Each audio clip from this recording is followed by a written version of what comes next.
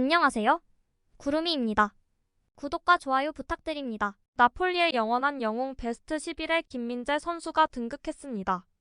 지안카를로 리날디는 매우 특별한 세 팀으로 구성된 역대 최고의 팀을 만들기 위해 최선을 다했습니다. 이분은 이탈리아 축구에 관한 여러 책의 저자입니다. 그리고 축구 팟캐스트를 운영하고 있습니다. 그들의 이름은 앞으로 수십 년 동안 기념될 것입니다. 전임 감독들의 명성에 비추어 볼 때 나폴리의 그 누구도 올해의 영웅들을 잊지 못할 것입니다. 하지만 이들은 과거의 스타들과 어떻게 비교될까요? 시대를 비교하는 것은 결코 쉬운 일이 아니며 역대 11을 구성하는 것은 항상 약간 어리석은 일처럼 느껴집니다. 최고의 선수들을 끌어모으면서도 어느 정도 신뢰할 수 있는 포메이션을 유지하는 것은 사실 불가능한 일입니다. 하지만 그렇다고 해서 시도를 멈출 수는 없습니다. 이 팀은 분명 보는 재미가 컸을 텐데 아쉽게도 선출되지 못한 많은 훌륭한 선수들에게 사과드립니다. 제가 선정한 팀은 매우 모험적인 3-5-2 포메이션으로 경기를 펼칩니다. 공격엔 안토니오 카레카와 빅터 오시멘, 양윙어엔 지안프랑코 졸라와 크바라츠켈리아, 공미의 디에고 마라도나. 그리고 수비형 미드필더의 스타니슬라브 로보트카, 페르난도 대 나폴리, 수비에는 치로 페라라, 알레산드로 레니카, 김민재 선수를 선정했습니다.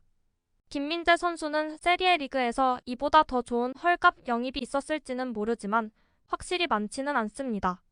밀란과의 챔스리그 복귀 전에 아쉽게 결장했지만 이번 시즌 인상적인 경기 읽는 능력과 강력한 태클, 팀 공격의 시발점이 되는 능력으로 많은 찬사를 받고 있습니다. 나폴리에 대해 로렌티스 회장은 기자회견에서 구단 운용 과정 등을 설명하면서 스팔레티 감독과 오시멘은 아무데도 가지 않을 것이라고 합니다. 스팔레티는 제가 수년 동안 쫓아다녔던 감독이었고 마침내 나폴리로 데려올 수 있었습니다. 그는 우리를 유럽으로 복귀시켰고 훌륭한 지도자이기 때문에 그와 함께 새로운 시대를 열고 싶습니다. 계약에 관해서는 이미 계약서에 있던 옵션을 행사했습니다.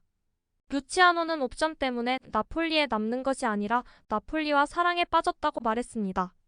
그는 지금 이곳의 영웅이며 역사에 남았으니 그것을 즐기는 것이 옳습니다. 이어서 오시멘 판매에 관한 답은 절대로 판매는 없다라고 했습니다. 하지만 메뉴는 나폴리 선수 영입에 매우 진지하다고 합니다. 코리에레 델로 스포르트에 따르면 김민재 선수 영입 입찰가가 6천만 유로에 달할 수 있다고 합니다. 지난해 페네르바체에서 영입한 나폴리의 수비수 김민재는 한 해를 보낸 후 유럽의 거물급 팀들의 관심이 치솟고 있습니다. 앞서 언급했듯이 메뉴는 이제 한국인을 가장 영입하고 싶어하는 팀이며 여름에 공격이 시작될 것입니다. 김민재의 계약에는 7월 1일부터 15일까지 유효한 바이아웃 조항이 있으며 그 가치는 특정 매개 변수에 따라 달라질 수 있습니다. 그러나 메뉴는 세리에 리그에서 한 시즌 만에 그를 사서 프리미어 리그로 데려오기 위해 6천만 유로까지 기꺼이 지불할 의향이 있다고 합니다. 물론 메뉴의 영입은 오시멘 또한 염두에 두고 있습니다. 그리고 메뉴의 영입은 선수에만 국한된 것은 아닙니다.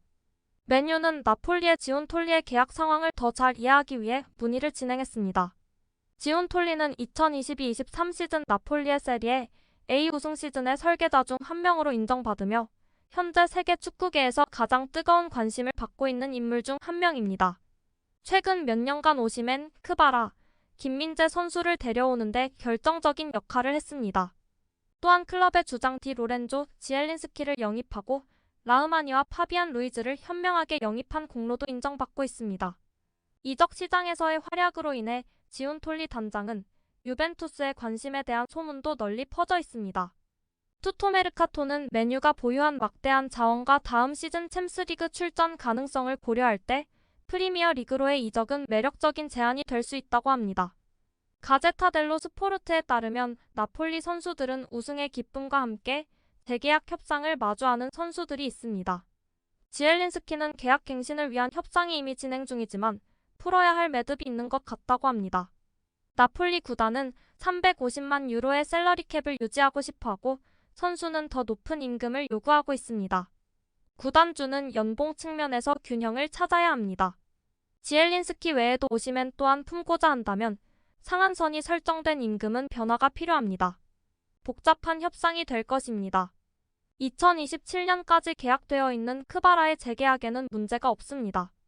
연봉은 120만 유로에서 250만 유로로 인상되어 여름에 한 시즌 더 연장될 수 있습니다. 가제타에서는 김민재의 바이아웃 조항을 더 이상 제거할 시간이 없지만 김민재는 나폴리를 떠날 의사가 없는 것 같다고 하네요. 그리고 이번 여름에는 여러 선수가 떠날 예정입니다. 예상되는 선수 중 한 명은 2024년에 계약이 만료되고 재계약이 예상되지 않는 로자노입니다. 또한 토트넘으로 복귀할 것으로 예상되는 은돔벨레와 바르토슈 베레스진스키도 떠날 것으로 보입니다. 로자노는 전부터 재계약 문제에 대해 많은 보도가 있었습니다. 부디 좋은 팀으로 이적하길 바랍니다.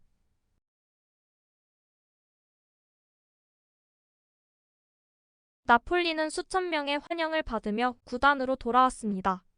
그리고 예정된 피오렌티나와의 경기를 준비합니다. 마리오 루이는 치료를 받았고 폴리타노는 팀과 함께 전체 훈련을 진행했습니다.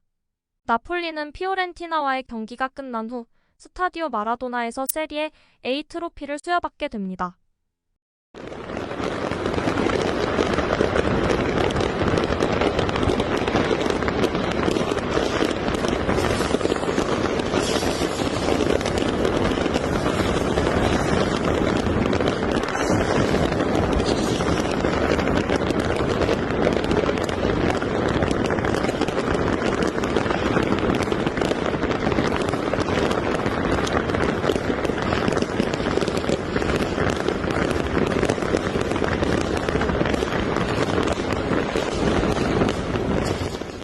구독과 좋아요는 제작하는 데 큰 힘이 됩니다. 감사합니다. 다음에 또 보아요.